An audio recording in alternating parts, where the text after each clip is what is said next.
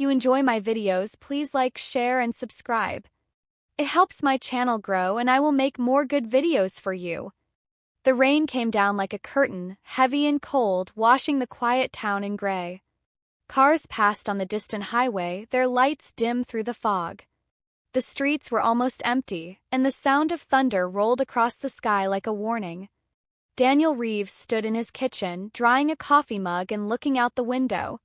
He lived alone in an old house on the edge of town, quiet, peaceful, the kind of place where days passed slowly and nothing unexpected ever happened. That night, he expected the same. Quiet dinner. A movie maybe. Sleep. But then came the knock. It wasn't loud, more like a soft tapping at first. He paused, wondering if he imagined it. The second knock came sharper, more urgent. Daniel walked to the front door and pulled it open. She stood there, soaked, shaking, and breathtaking. A black dress clung to her body, wet from the rain. Her long hair dripped water down her cheeks. She looked up at him, her eyes wide and dark, full of something he couldn't name. Fear, maybe. Or sadness. Or both. "I'm sorry," she said, her voice barely above a whisper. "I didn't know where else to go." He stared for a moment, too stunned to speak. I don't mean to scare you. I just need to be inside for a while. Just to get warm. Please." Daniel nodded before his brain caught up. "Yeah, of course. Come in." She stepped inside slowly, like she didn't quite trust her legs. He grabbed a towel from the hallway closet and handed it to her. "Thank you," she said, wrapping it around herself. Her hands trembled. He shut the door and tried to make sense of what was happening. "I'm Daniel," he said, his voice awkward in the silence. "You okay?" She gave a small nod. "I think so. I just got turned around. My phone died. I was walking and the storm hit." Daniel glanced toward the street. There were no cars nearby. No footprints leading up the path. Just rain. "Where were you headed?" "I don't know," she said softly, shaking her head. "It doesn't matter." Something about the way she said it made him stop asking. Instead, he led her to the small living room. "Sit down," he said gently. "I'll get you some dry clothes. They might be a little big." He brought her an old sweatshirt and sweatpants. She took them with a thankful look, then disappeared into the bathroom to change. Daniel sat on the edge of the couch, listening to the rain pound against the windows. What was she doing out there alone? No car. No umbrella. No answers. When she returned, the oversized clothes made her look even smaller. She sat carefully on the couch across from him, folding her hands in her lap. "You're kind," she said. "Not everyone would have opened their door." He shrugged. "You looked like you needed help." She smiled faintly but didn't say anything for a long moment. "What's your name?" he asked gently. She hesitated. "You can call me Eve." "That your real name? Does it matter?" Daniel looked at her closely. She was beautiful in a quiet, haunting way. Like someone who didn't want to be seen but couldn't help it. "I guess not," he said finally. She looked at the fire crackling in the small fireplace. "It's warm here. You can stay for the night, if you want. I have a guest room. No pressure." Her eyes met his, and for a moment something passed between them, something unspoken. "Thank you," she said again. "I don't know how to repay you." "You don't have to." He got up and went to the kitchen, made her a cup of tea, and returned with a blanket. She wrapped it around herself and sipped the tea slowly. "What do you do, Daniel?" "I restore furniture. Old stuff mostly. Antiques." She looked around. "That explains the charm. This place feels lived in. Safe." He laughed. "That's one way to put it." She smiled again, but it faded quickly. "I didn't mean to interrupt your night." "You didn't." He wasn't sure why he said it so quickly. But it was true. Something about her pulled him in, like a thread he didn't know he was following. The storm outside grew louder. Thunder cracked again and Eve flinched. "You okay?" he asked. She nodded, but her hands still trembled. "Storms make me uneasy. You want to talk about it?" "No." He didn't push. Instead, he sat across from her in silence, letting the quiet stretch. "Where are you from?" he tried again, softer. She stared into her cup. "Nowhere important." Daniel watched her carefully. She had a way of talking that sounded like she was hiding pieces of herself. Every word carefully chosen, every answer half a truth. But he didn't feel afraid of her. Just curious. "Do you always walk alone at night in the rain?" She gave a short laugh. "No." This was different. Different how? She looked at him, and for the first time her expression changed. The guard dropped for just a second. "Because I didn't want to be found." He didn't know what to say to that. The room felt smaller all of a sudden, the fire brighter. "Are you in trouble?" She looked down. "Not tonight." Her words made his heart beat faster, though he didn't understand why. "You can sleep here," he said again, more firmly this time. "No one will bother you." "I'll make sure of it." She looked at him like she was trying to read something in his face. "I believe you," she said. That night, he showed her to the guest room. She paused in the doorway, looked back at him. "Good night, Daniel." "Good night, Eve." She closed the door behind her. He stood there a moment longer, unsure what had just begun. When he went to bed, the storm was still going. But the house felt different, like it was holding a secret. He didn't know who she really was. He didn't know what she was running from. But he knew one thing. That night, everything changed. And he would never be the same again. The rain stopped by morning, but the sky stayed gray for days. Mist clung to the trees outside Daniel's house, and the air carried the smell of wet earth and pine. It was the kind of weather that made the world feel quiet, like it was holding its breath. Eve was still there. Daniel didn't ask her to leave. And she didn't ask to stay. But somehow she stayed anyway. First morning, he made coffee. She stood by the window, her eyes distant, watching drops slide down the glass. "Still raining," she said softly. "A little," Daniel replied. "Supposed to clear up later." She nodded but didn't move. He handed her a cup of coffee. She took it carefully, as if unsure whether she deserved it. "Thanks," she said. He noticed she hadn't said much about the night before.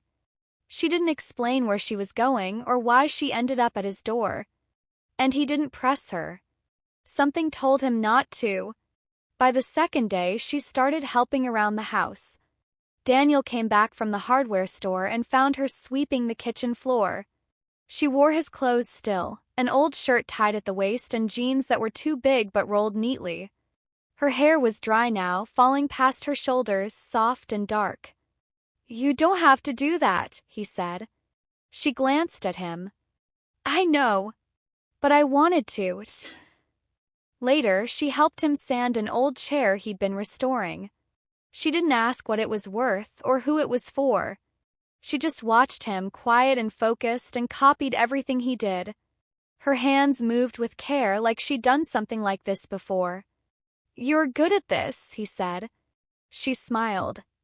"I used to work with my hands. A long time ago." He wanted to ask more. "What kind of work? Where?" But he bit his tongue. Eve stayed in the guest room, but by the third day it felt like she'd always been there. She cooked dinner once, simple soup and toast, and they sat across from each other in the dim light talking about little things. Daniel learned she liked quiet mornings. She didn't like loud noises. She had a soft spot for old books and hated thunderstorms. She learned that he had no family nearby, that he'd inherited the house from an uncle who passed a few years ago, that he liked fixing broken things because it made him feel useful. Have you always lived alone? She asked one night. For a while now, he said. I had someone once, but it didn't last. She looked down. I know that story. There was something about the way she said it, like her own story was much heavier. On the fourth day, they went for a walk. The rain had stopped and the world was dripping. Trees sparkled with leftover droplets. The road behind the house led to an old trail, and they followed it in silence. Daniel kept glancing at her. She moved carefully, always aware of her surroundings, like someone used to looking over her shoulder. You know, he said gently, you never told me your full name. She stopped walking and turned to him. No, I didn't. He waited, but she didn't continue. You don't trust me, he said. It's not about trust, she replied. Then what is it? It's about safety. Daniel nodded slowly. Yours or mine? She didn't answer, but the look in her eyes said it was both. Till he couldn't stay away from her. That night, they sat on the porch. The stars were starting to break through the clouds. She hugged her knees, wrapped in one of his sweaters. Do you believe people can start over? She asked. He looked at her, surprised. Yeah, I think they can. Even after everything? He didn't ask what everything meant. He just said, especially after everything. She turned her head toward him. Her eyes were shining, not with tears, but something deeper. Hope, maybe. Or longing. He wanted to kiss her. He didn't. The fifth day was warmer. Daniel worked in his small shop, and Eve brought him water, laughing at how much dust was on his shirt. You look like you rolled through a chimney, she joked. You say that like it's a bad thing. She laughed again, light, real. The sound wrapped around him like music. He realized then how rare it was to hear her laugh, and how much he wanted to hear it again. That evening, she stood in the doorway of the guest room, looking unsure. Can I ask you something? She said. Anything. If I disappeared again, would you come looking? Daniel blinked. Is that something you plan on doing? I don't plan anything, she said with a small smile. But sometimes things happen. He stood up and walked closer. If you disappeared, I'd look everywhere. She looked down, then back up at him. Even if I didn't leave a note? Even then. Her lip trembled and she stepped forward. Just a little. Her hand touched his arm, and it was enough. He reached up and brushed a strand of hair from her face. She leaned into his touch. He didn't kiss her, but she didn't pull away. That night, she fell asleep on the couch. He covered her with a blanket and sat nearby, watching her breathe. Peaceful for once. No fear in her face. But he didn't sleep much. His heart was full of questions. Who was she really? What was she running from? Why did he feel like he already loved her? And why did it feel like she was going to vanish again? On the sixth day, she woke early and made breakfast. Pancakes and coffee. He smiled when he walked in. You're spoiling me, he said. Maybe I like feeding you, she replied. He sat down, watching her move in his kitchen like she belonged. She poured coffee and sat across from him, her eyes softer than before. I want to tell you something, she said suddenly. He set down his fork. Okay. I wasn't walking that night. I was running. Daniel didn't say a word. I saw your house from the hill. I didn't plan to knock. But something made me stop.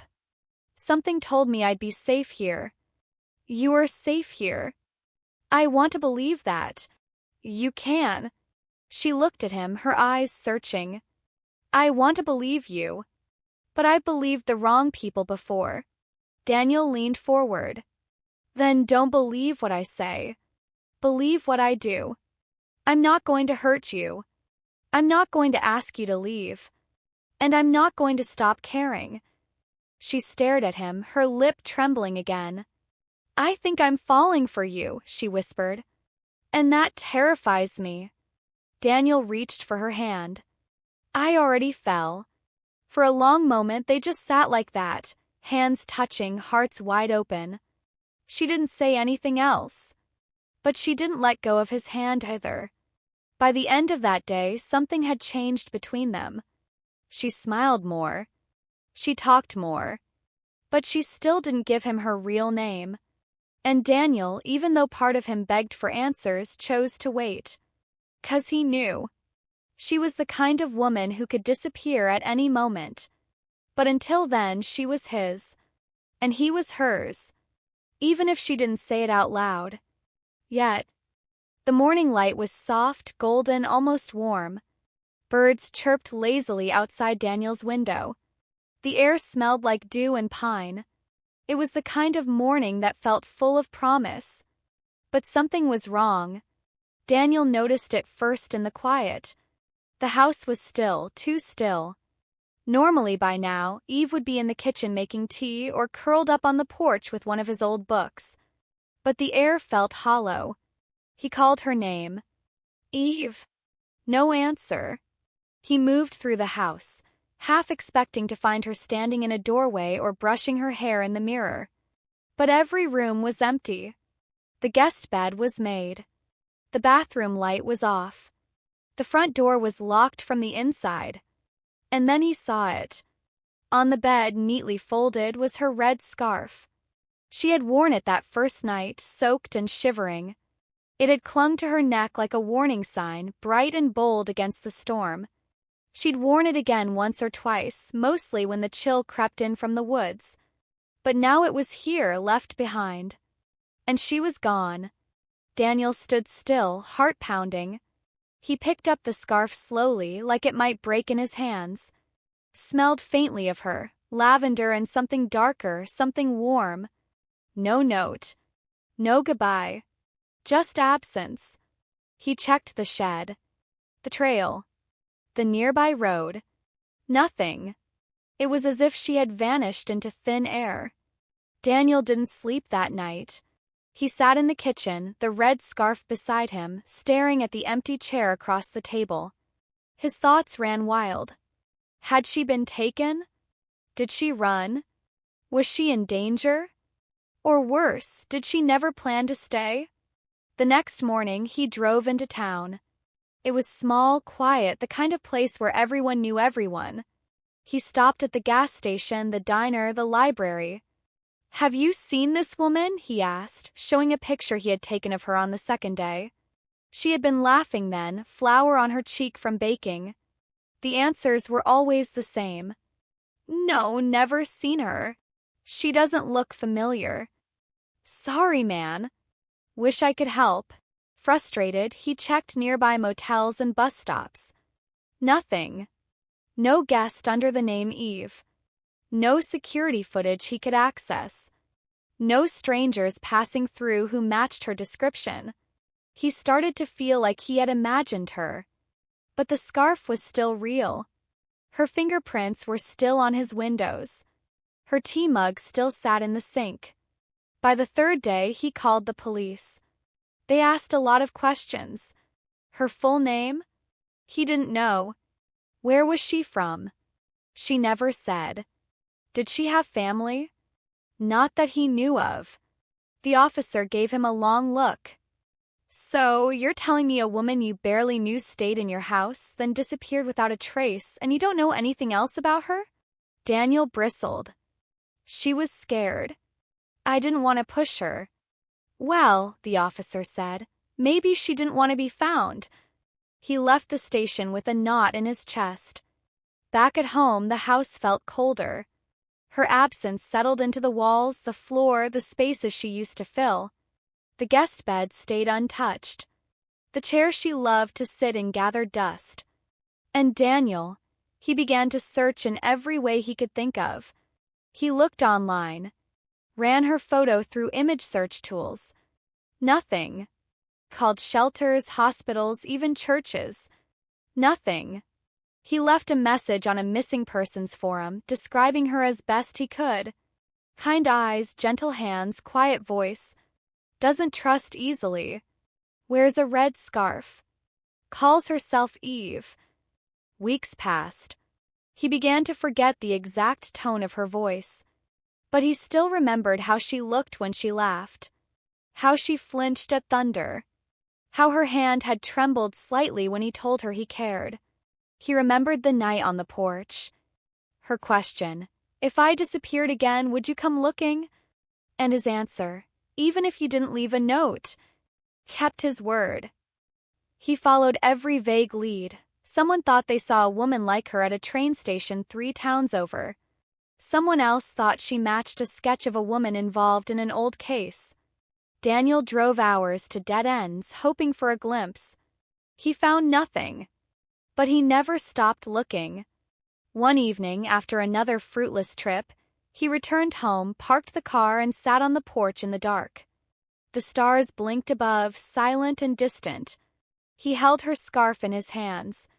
"Where are you?" he whispered. "Why did you leave?" And then, for the first time, he said it out loud.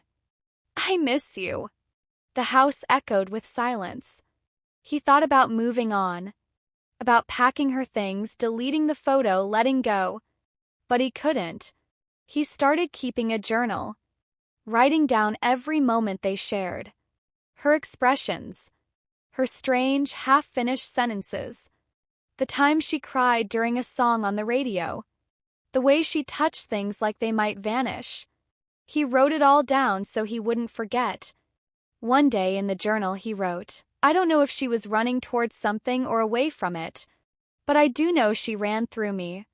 And now I'm standing here, still waiting." He didn't tell his friends.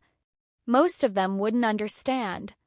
They'd say he was obsessed or foolish or chasing a ghost. Maybe he was. But Daniel didn't care. Some nights he still left the porch light on, just in case. Other times he walked the woods alone, retracing their steps on the trail, hoping the silence might speak to him, hoping for anything. And then, one cold morning, nearly 6 weeks after she disappeared, he found something new. It was near the edge of the forest, just outside the fence. A footprint, small, fresh, leading away from his house. And next to it, half buried in leaves, was a torn page from a book. One of the ones she used to read. On the page, a single line was underlined in red ink. "Some things vanish to protect you. Others vanish because they're afraid you'll find out who they really are." Daniel stared at it for a long time. Then he smiled just a little. She had left him something, after all. It wasn't much, but it was enough to keep him searching. And somewhere deep down he knew. This wasn't the end of their story. Just the next mystery. The rain returned in early spring, soft and steady, tapping against the windows like a reminder. Daniel stood in the living room, the silence pressing around him, his eyes fixed on the bookcase. It had been weeks since the last trace of her. The red scarf still hung on the back of the chair. The folded page from the woods was tucked into his journal. But there was nothing new. Until now. He wasn't sure why he pulled the book down. An old paperback Eve had read 3 times during her stay. It was called The Sea Doesn't Forget. He remembered how she used to trace the cover with her fingers when she thought he wasn't looking. She never said why she liked it. As he flipped through the worn pages, something fluttered out from between chapters. It landed on the floor face down. A photograph. Daniel picked it up carefully. It was her. Eve, though she looked slightly different. Her hair was shorter in the picture, and she wore heavy sunglasses. She stood beside a man and a child in front of a fountain. The background looked vaguely familiar. A statue of a bronze lion. A tall building behind it. He turned the photo over. Written on the back in faded pen, Stanton Square, October. Daniel felt his heart pound. Stanton Square. That was in Larkhill, a city 3 hours away. He stared at the photo again. The man beside her wasn't touching her, but he stood close, too close to be a stranger. The child, a little boy with dark curls, held her hand. And her smile was forced. Daniel packed quickly. The photo, the scarf, her book. He left a note on the table, just in case she returned while he was gone. The drive to Larkhill was cold and wet. Rain streaked across the windshield and the sky hung low and heavy. But his mind buzzed with questions. Who was the man? Who was the boy? Why was she pretending to be someone she wasn't? He arrived in the city by late afternoon. Tanton Square was easy to find. The bronze lion stood proudly in the center, its stone pedestal streaked with moss. Children ran through puddles while their parents sipped coffee nearby. Daniel walked the square twice, then again. He looked for anyone who might know her. Then he spotted an older woman selling postcards under a green awning. She had a kind face. "Excuse me," Daniel said, holding up the photo. "Do you recognize her?" The woman squinted, then frowned. "You're not the first to ask." His stomach dropped. "I'm not. A man came here about a year ago asking about her too. Said she was his wife." Daniel felt a chill run through him. "Did he say her name?" "No. Just showed the picture. Like you." But his version, she had a different name. "What name?" The woman thought for a moment. "Elena." He called her Elena. Daniel stared at the photo again. Eve. Elena. Whoever she was, she had lived many lives. "Do you remember what he looked like?" Daniel asked. "Tall, dark hair. Wore a suit like he came from court or something. Had an edge to him. Not friendly." Daniel thanked her and walked away slowly. That night, he checked into a small motel on the edge of town. He sat on the bed, staring at the photo. If that man was looking for her too, it meant she was running. From him, probably. And maybe the child was hers. Or theirs. He tried to push away the pain that came with that thought. The next day, he visited the local library. Public records, newspapers, anything with a clue. After hours of searching, he found something buried in an old article from a small neighborhood paper. A headline, "Missing Woman Reappears Then Vanishes Again." The article told the story of a woman named Elena Morrow. She had vanished 2 years earlier, was found living under a different name in another state, and then disappeared again before police could reach her. The photo attached to the article was blurry. But it was her. Eve. Elena. It was the same woman. The article mentioned a man, Matthew Morrow. Her husband. A powerful businessman with a history of domestic complaints that had never gone to court. Daniel's chest tightened. She had been running from him. And when she came to Daniel's door that rainy night, she wasn't just lost. She was hiding. And now Daniel had her photo, her scarf, her secrets. Copied everything. Every record, every name. He even found a police report filed under a different alias, Emma Lang. Same photo. Different city. She had been running for years. And now, maybe she was out of places to go. Back at the motel, Daniel sat by the window as the rain picked up. Drops blurred the city lights. The streets shimmered. He thought about her hands. How carefully she had touched the wooden chair he'd been fixing. How she'd looked at him when she said she was afraid to fall. And he wondered how many other doors she had knocked on. How many other places she had tried to be someone new. Then he remembered what she'd said the night before she vanished. "I don't plan anything. But sometimes things happen." He began to write everything down. Names. Cities. Dates. Trying to follow her steps. Trying to think like her. She was careful. Smart. She wouldn't use her real name. She wouldn't stay in one place too long. But she always left something behind, small things. A torn page. A scarf. A photo. She wanted someone to find her. Or maybe just him. Daniel called every women's shelter in Larkhill. Then hospitals. Then used bookstores, cafes, even art studios. One lead finally came through. A bookstore owner remembered her. She asked about travel books, the woman on the phone said. Wanted maps. Said she was headed west. West, Daniel repeated. Did she leave a name? No. But she bought a journal. And she left behind a note. Daniel's heart jumped. What kind of note? It just said, keep going. Don't look back. The rain always ends eventually. Closed his eyes. It was her. He knew it like he knew his own breath. She was alive. On the move. Still hiding, but alive. And leaving clues. Back in his motel room, Daniel looked at the scarf again. Ran his fingers over the soft fabric. He knew what he had to do. He packed his things and left before dawn. She was out there, somewhere between her past and her future.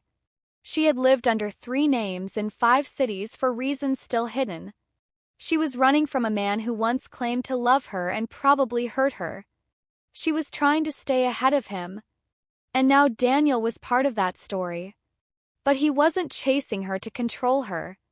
He was chasing her to protect her. To find her before the wrong man did. And when he did, he would give her the one thing no one else ever had. A choice. To stay. Or to keep running, with someone who would run with her, not after her. The city was quiet when Daniel arrived. One of those dusty places where time seemed slower, where strangers didn't ask too many questions. He didn't know exactly why he had come here, only that all the signs pointed west, and that the last thread in her trail ended in this place, Milstead, a town tucked between old railroads and red hills. He walked the streets with the photo in his coat pocket. At a corner diner, he showed it to the waitress. At a library, to the elderly clerk. Most people shook their heads. One man, a janitor outside a grocery store, paused when he saw it. Her, he said. Think I saw her last week. Quiet type. Came in for a pack of candles and left without change. Paid cash. She seemed nervous. Did she say where she was staying? Daniel asked, heart racing. The man pointed across the street. That old boarding house, I think. The green one with the chipped porch. Daniel stood outside the house for a long time. It looked tired, forgotten. Curtains drawn, windows dusty. A rusted wind chime tapped softly in the breeze. He didn't know what he would say, if she would even want to see him. But his feet moved on their own. He knocked. Nothing. Then, slowly, the door creaked open. A woman peeked out. And it was her. Her hair was tied back. She wore no makeup. Her eyes, wide, tired, familiar, met his. She didn't speak. Just stared. Eve, he whispered. She stepped out onto the porch and gently closed the door behind her. You shouldn't be here, she said, her voice cracking. I had to find you, Daniel said. I couldn't just forget. She shook her head. You don't understand. You can't be seen with me. Not here. I don't care, he said. I've followed you across cities. I've read every article, chased every clue. Just tell me the truth. All of it. She looked away, hugging her arms like she was holding herself together. He reached into his coat and pulled out the photograph. This. Who's the man? The boy. A tear slid down her cheek. That's Matthew. My husband. And the child his nephew. He used him to make me stay. Said if I ran, the boy would suffer. Daniel went still. He hurt you. She nodded, barely. Not at first. But over time he made me small. Controlled everything. My name, my money, my life. When I finally ran, he made sure I'd never be safe again. I changed my name. Disappeared. But he kept finding me. Daniel felt a storm growing inside him. Why didn't you tell me? He asked softly. Because anyone who gets close to me ends up in danger. You don't know what he's capable of. When I stayed with you, it was a mistake. I knew at the moment I felt happy. But that kind of peace, it always costs something. I don't care, Daniel said. Let him come. I'm not afraid. She stepped forward, gripped his arms tightly. You should be. He's not just angry, Daniel. He's connected. Money. Lawyers. Men who owe him favors. If he finds out you've helped me, he won't just ruin your life. He'll destroy it. I'm already ruined, Daniel said, voice thick. By missing you. A silence fell between them. Her breath caught. She looked like she wanted to believe him, but fear still ruled her face. I didn't mean to stay that long, she said. At your cabin. I just needed a place to breathe. But then you were kind. You didn't push. You made me feel safe. I forgot what that felt like. I never stopped thinking about you, he said. She looked down. I never stopped thinking about you either. But this isn't a love story. This is survival. I want both, he said. If you'll let me. I don't know how to trust it, she whispered. Daniel gently pulled the red scarf from his pocket. Her breath caught as he placed it in her hands. You left this, he said. Now I need you to stop running. Tears spilled down her cheeks. I don't know how. He touched her cheek, slow and careful. Then let me teach you. They stood like that for a moment, surrounded by silence and wind and the smell of rain on old wood. Then she pulled back. Her expression hardened. There's something you need to know, she said. He's here. In Milstead. I saw his car last night. He's getting close again. Daniel froze. Then we need to go. No, she said. You need to go. I'm not leaving you. You have to. If he sees us together, he'll know. He'll use you to get to me. Daniel stared at her. Then we outsmart him. She gave a bitter laugh. You think I haven't tried? I've lived 5 lives in 3 years. He always finds me. But now you have me, Daniel said. I'm not just some guy you stay with for a few days. I love you. The words hung in the air. She didn't say them back. But her eyes did. She grabbed his hand. There's a safe house. 2 towns over. A woman I trust. We can go tonight. But we have to be invisible. He nodded. Tell me what to do. She smiled just a little. Pack light. No credit cards. And don't ever use your real name. Daniel leaned in, pressed his forehead to hers. I'd rather be nobody with you than someone without you. And as the rain began to fall again, soft and steady, they made a plan. This time, she wouldn't vanish alone. This time, she wasn't running from something. She was running towards someone. The wind howled through the pine trees as Daniel gripped the steering wheel tighter, the headlights cutting through the dark, wet road. Eve sat beside him, wrapped in a worn jacket, her scarf tied around her neck like armor. Neither spoke for a long time. Their hearts were pounding too loudly to form words. They had left Milstead just after midnight, slipping through back roads and gas stations, avoiding cameras, avoiding people. The map she'd marked with red X's lay between them, folded and refolded until the creases tore. Daniel had never lived this kind of life, always looking over his shoulder, listening for every sound, checking mirrors twice.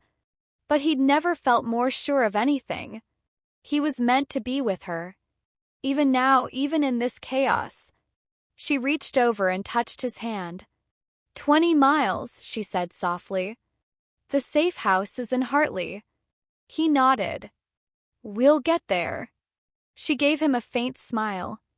You know this could all fall apart, right? I do, he said. But so could we. And we didn't. That made her look away, blinking quickly. They stopped only once, for gas and stale coffee at a 24-hour station where the clerk didn't look up from his phone. Daniel kept the car running. Eve kept her hood low.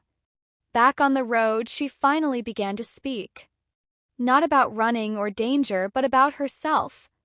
My real name isn't Eve, or Elena, or Emma. It's Lila. He glanced at her. She continued, voice barely above a whisper. Lila Quinn.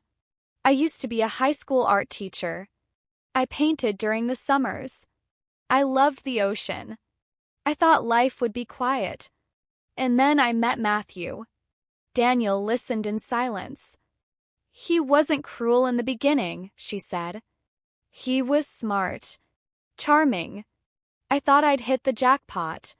But then the controls started. The rules. Punishments. He'd smile while taking things from me. Friends. Freedom. Myself. She swallowed. When I left, I didn't even take my name. I left it behind like everything else. Daniel reached over and took her hand again. You didn't lose yourself. You just hid. You're still here. She gave him a look he couldn't quite name, part gratitude, part sorrow. Then her phone buzzed. Just once. She grabbed it quickly. A message on the burner phone. Unknown number, you can't hide forever. Daniel saw her face pale. He pulled over on the next dirt road, grabbed the phone, and smashed it against a rock. Eve didn't stop him. We're close, she said. But he is too. They drove the next stretch in silence, the weight of every second pressing harder. Daniel kept one hand on the wheel, the other on her knee, grounding her, grounding himself. By sunrise, they reached Hartley, a sleepy town with dirt roads, wide fields, and little else. The safe house was an old farmhouse behind a line of cedar trees. Its porch sagged, but lights glowed warmly through the curtains. A dog barked in the distance. An older woman opened the door. Her eyes widened when she saw Eve. Lila, she said. Thank God. They hugged. It was the first time Daniel saw Eve, Lila, cry openly. The woman turned to him.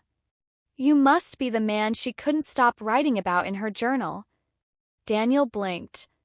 She wrote about me? Pages, the woman smiled. Come in. You both need rest. Inside, the house smelled of cinnamon and old wood. There were books stacked everywhere, paintings on the walls, soft blankets draped over every chair. Safety. They spent the day there, sleeping, eating, barely talking. That night, they sat on the back porch, looking out at the stars. Do you think it's over? Daniel asked. No, she said. But for once, I'm not afraid. He turned to her. Why? Because I'm not alone. Then she leaned in and kissed him, slow and deep like a promise. It wasn't rushed. It wasn't desperate. It was real. They held each other through the night, every heartbeat echoing how far they'd come. Every kiss was a question. Every touch was an answer. But by morning, danger had caught up again. A black car appeared down the road. Too clean. Too familiar. Eve saw it through the curtain and went still. It's him, she whispered. He found us. Daniel didn't hesitate. He grabbed their bags, whispered thanks to the woman who had given them shelter, and pulled Eve out the back. They ran through the fields, hands locked, hearts pounding. The wind pushed against them, but love pulled them forward. At the edge of the woods, Daniel turned back and saw a figure step out of the car. Matthew. Too far to see his face, but close enough to feel his presence like poison in the air. They kept moving. Deeper into the trees. Cross a shallow creek. Over a barbed fence. They didn't stop until their lungs ached and their legs shook. Finally, they reached an old train yard. Rusted cars, forgotten tracks, piles of gravel. They ducked behind a flatbed and caught their breath. Eve turned to him. He won't stop. Daniel cupped her face. Then we don't either. She kissed him again. This time with fire. With fear. With everything. I love you, she said. He pulled her in tighter. I love you, Lila. For a moment, nothing else mattered. Not the chase. not the past. Just now. Just this. They found an old service road and flagged down a truck heading west. The driver, an old man with a weathered face, didn't ask questions, just pointed to the back and told them to keep low. They rode in silence, wrapped in each other, the road humming beneath them. Every mile was borrowed time, but every mile was also a step closer to freedom, to each other. They didn't know where the road would end, but they knew this. As long as they ran together, they had a chance. Not just to survive, but to finally live. The sky was dark again. Clouds hung heavy, just like that first night. The wind pushed through the trees, and the rain was close. Daniel stood outside the cabin, watching the horizon where the storm gathered. Everything felt like a circle closing in. They had made it out of Hartley, crossed 2 more states, changed names again. For weeks they moved like shadows, hiding in motels, abandoned farms, and once in the back of a delivery truck for 12 hours. But now they were back where it all began. Cabin. The place where he had first opened his door and seen her, soaked, breathless, trembling. Lila stood at the edge of the porch now, arms wrapped around herself. She wasn't afraid of the storm in the sky. The one inside her was louder. "You sure about this?" Daniel asked. "No," she said. "But I need to be." He stepped closer. "We could keep running." "I'm tired of running." He nodded. "Then we stay. Together." Her eyes searched his face. "What if staying gets you killed?" "Then at least I'll die loving you," he said without hesitation. Tears filled her eyes. They had chosen to come back here to end the cycle. No more hiding. No more pretending. Matthew was still out there, he'd come. But this time she wasn't going to run. She would face him. She would end it one way or another. The rain began, soft at first, then harder. Tapped the roof, soaked the ground, washed everything in gray. Thunder rolled in the distance. Inside, the fireplace crackled. The room was quiet except for the storm. Lila sat on the old couch, the red scarf in her lap. Her fingers moved over the fabric again and again. "I was broken when I came here," she said. "I didn't think anyone could put me back together." Daniel knelt in front of her. "You weren't broken, just lost. And now you're home." She touched his face. "You are my home." He leaned in and kissed her. Slow, deep, kind of kiss that makes everything else disappear. Then a sound. Car engine. They both froze. Daniel stood slowly, moved to the window, pulled back the curtain an inch. Headlights through the trees. A dark sedan. He didn't need to say it. She already knew. Lila stood. Her hands didn't shake. Not this time. "I'll go out," she said. "Alone." "No," Daniel said.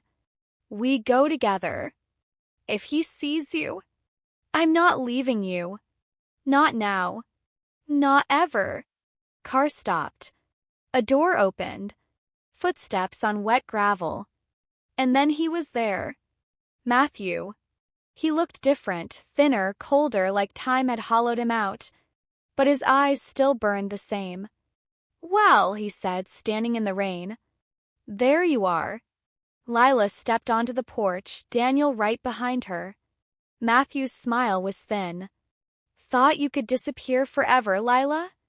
"I did," she said. "But not anymore." He tilted his head. "You always were dramatic. All this for what?" "Him." He nodded toward Daniel. "You think he can protect you?" "I don't need protection anymore," she said.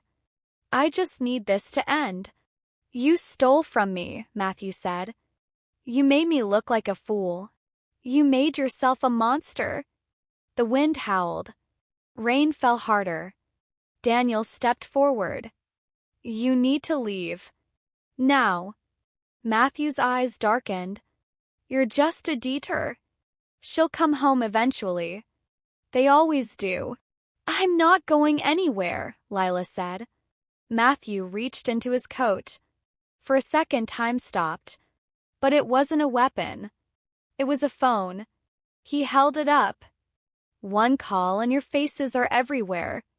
Cops. Feds. You'll never sleep again. Lila didn't flinch. Then do it. But you won't have me. He stared at her. The rain poured between them like a curtain.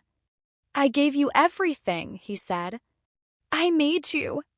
You caged me, she said. And now I'm free. She stepped off the porch and walked up to him, close enough to look into his eyes. You can try to ruin me, she said. But you'll never own me again. She turned and walked back to Daniel. Matthew didn't move, didn't speak, just watched.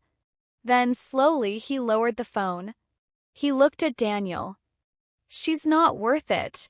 Daniel took Lila's hand. She's everything. A long silence. Then Matthew got back in his car. The engine started. The headlights turned. And he drove away. The silence afterward was louder than the storm. Lila collapsed into Daniel's arms, shaking, crying, laughing all at once. It's over, she whispered. He held her tighter. You did it. No, she said. We did. They stayed there on the porch, soaked and shaking, holding on like the world might still fall apart. But it didn't. The storm began to pass. Clouds broke. And in the gray morning light, she finally smiled without fear. They went inside, started a fire, and curled up under a blanket. No more running. No more lies. Just love. It wasn't perfect. It was real. And sometimes that's all a person needs. She looked at him, her voice soft. I'm not going to disappear anymore. Good, Daniel said. Because I'm not letting go. Inside, the rain slowed to a whisper. Inside, two hearts finally found peace. And somewhere deep in the woods, a red scarf hung on a branch, fluttering in the wind, no longer forgotten.